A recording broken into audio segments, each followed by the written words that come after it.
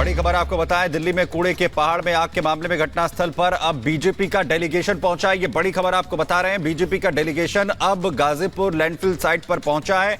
कल शाम 5 बजे के बाद से लगातार जो आग है वो धधक रही है। अब घटनास्थल पर हालात का जायजा लेने के लिए डेलीगेशन बीजेपी का पहुंचा है, जिसे लेकर क्योंकि गंभीर आरोप जो है वो बीजेपी इस वक्त लगाती हुई नजर आ रही है। आम आदमी पार्टी को इसके लिए जिम्मेदार बता रही है और तस्वीरें भी आप देखिए जहां पर लगातार धुएं का जो गुबार है वो उठ रहा है। और अब घटनास्थल पर जो बीजेपी का डेलीगेशन है वो यहां पर पहुंचा है और हालात का जायजा लेने के लिए आखिर किस तरीके से ये पूरा जो घटनाक्रम है वो हुआ है और तमाम कोशिशें लगातार जारी। बीती शाम से आग लगी और हमारे सहयोगी जतिन इस वक्त घटनास्थल पर ही मौजूद हैं। जतिन, क्या जानकारी है? बताया जा रहा है कि बीजेपी डेलीगेशन पहुंच गया है, लेकिन आग की क्या स्थिति है फिलहाल? आज बिल्कुल देखिए, बीजेपी डेलीगेशन यहां पर पहुंचा है। सबसे पहले मैं आपको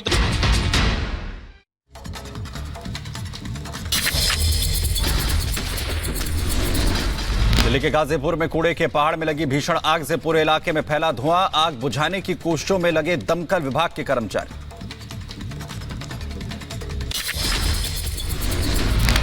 गाजीपुर में कूड़े के पहाड़ में आग लगने के बाद आसपास के इलाके में रह रहे लोगों की बड़ी परेशानी। चारों तरफ नजर आ रहा है धुएं का गुबार। दिल्ली के गाजीपुर में कूड़े के पहाड़ में लगी भीषण आग पर दमकल विभाग का बयान, गैस की वजह से लगी कूड़े के पहाड़ में आग, किसी के हताहत होने की खबर नहीं। आज दिल्ली के गाजीपुर लैंडफिल का दौरा करेंगे बीजेपी के नेता। कूड़े के ढेर में लगी आग पर बीजेपी नेता कपिल मिश्रा ने केजरीवाल पर साधा निशाना। कहा यह धुआं केजरीवाल के झूठों की तरह जहरीला और अंतहीन है। उत्तर प्रदेश के बहराइच में दिखा आग का तांडव। आग की चपेट में आई कई मकान, तो वहीं कड़ी मशक्कत के बाद आग पर काबू पाया गया। महाराष्ट्र के पुणे में 3 मंजिला इमारत में दुकान में आग लग गई। मौके पर पहुंची फायर ब्रिगेड की टीम ने घंटों की मेहनत के बाद आग बुझाई। उत्तर प्रदेश के बलिया में एक खेत में लगी आग, ग्रामीणों को देख कांस्टेबल ने आग बुझाने का किया प्रयास, वीडियो वायरल। यूपी के सीतापुर में गेहूं के खेत में आग लग गई। सैकड़ों बीघे की फसल जलकर खाक। किसानों ने सरकार से मुआवजे की मांग की। दिल्ली के शास्त्री भवन के पास कॉमन सेंट्रल सेक्रेटेरिएट की निर्माणाधीन इमारत में लगी आग। सूचना के बाद पहुंची दमकल की टीमों ने आग पर काबू पाया।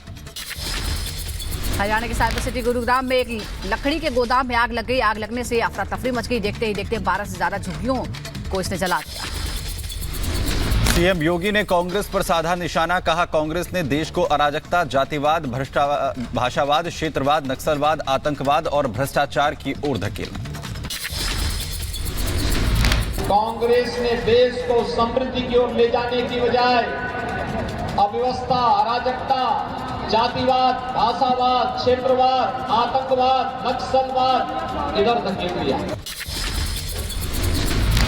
सीएम योगी की माफियाओं को 2 टूक। कहा एक तरफ अयोध्या रामलला विराजमान हुए तो दूसरी तरफ यूपी के माफियाओं का राम नाम सत्य हो गया।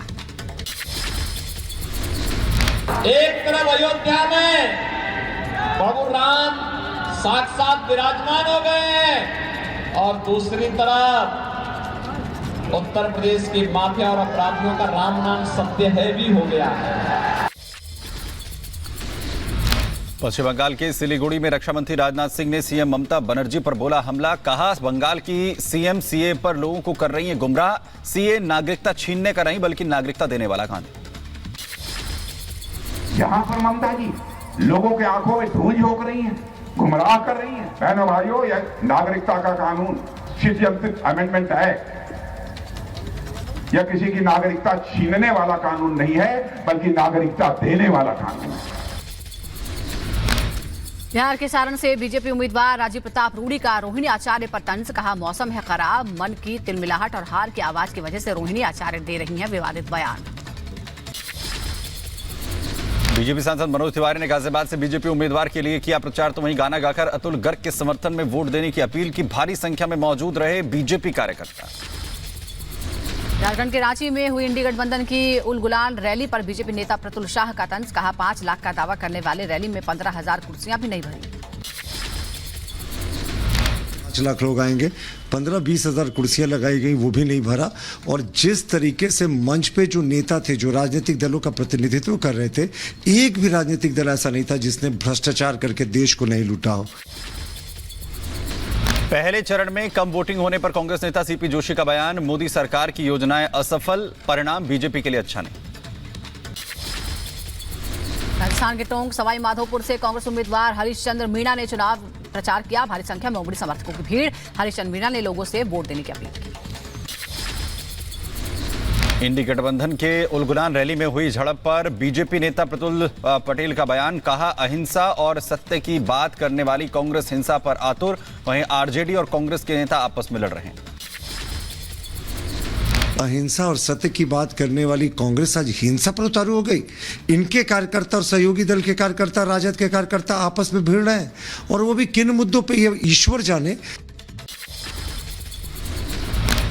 आंध्र प्रदेश के विशाखापट्टनम में सीएम जगनमोहन रेड्डी ने रोड शो किया। भारी संख्या में उमड़ी समर्थकों और कार्यकर्ताओं की भीड़।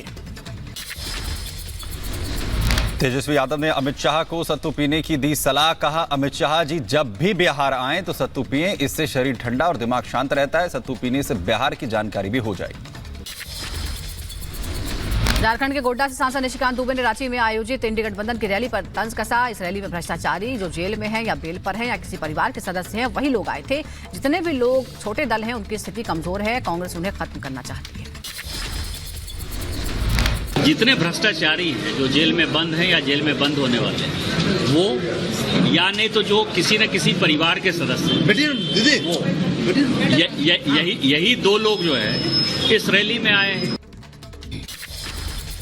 मध्य प्रदेश के गुना में ज्योतिरादित्य सिंधिया ने कांग्रेस में भ्रष्टाचार पर किया करारा वार, कहा अगर मैं सरकार नहीं बदलता तो लाडली बहनों का पैसा आज कमलनाथ और दिग्विजय की जेब में जाता। 1250 रुपया खाते में मिल रहा है। अगर मैं सरकार नहीं बदलता तो कमलनाथ और दिग्विजय सिंह के पॉकेट में वो पैसा होगा। बीजेपी नेता ज्योतिरादित्य सिंधिया के बयान पर कांग्रेस नेता दिग्विजय सिंह का पलटवार, कहा सरकार क्यों गिरा दी ये दूसरा विषय है। सिंधिया ने कहा था कि उनकी पार्टी भाजपा जो है वो पाकिस्तान की आईएसआई के समर्थक है। मणिपुर के पूर्वी इंफाल में पुनर्मतदान जारी, 11 मतदान केंद्रों पर हो रही है दोबारा वोटिंग। 19 अप्रैल को हुई हिंसा की वजह से कराना पड़ा पुनर्मतदान। मणिपुर संसदीय क्षेत्र के 11 मतदान केंद्रों पर पुनर्मतदान जारी है। वोटिंग को लेकर पूरे इलाके में सुरक्षा सख्त है। भारी संख्या में सुरक्षा बल के जवान तैनात। 19 अप्रैल को हुई हिंसा के बाद आज पुनर्मतदान हो रहा है। वहीं आज उत्तर प्रदेश के अलीगढ़ दौरे पर रहेंगे प्रधानमंत्री मोदी। दोपहर करीब 2 बजे नुमाइश ग्राउंड में जनसभा को करेंगे संबोधित। तो वहीं बीजेपी प्रत्याशी सतीश गौतम के समर्थन में वोट की करेंगे अपील। बीजेपी अध्यक्ष जेपी नड्डा आज छत्तीसगढ़ में भरेंगे चुनावी हुंकार। 3 जनसभाओं को करेंगे संबोधित। बिलासपुर में सुबह 11:45 पर, दुर्ग में दोपहर 1:35 पर और तीसरी जनसभा रायपुर में होगी।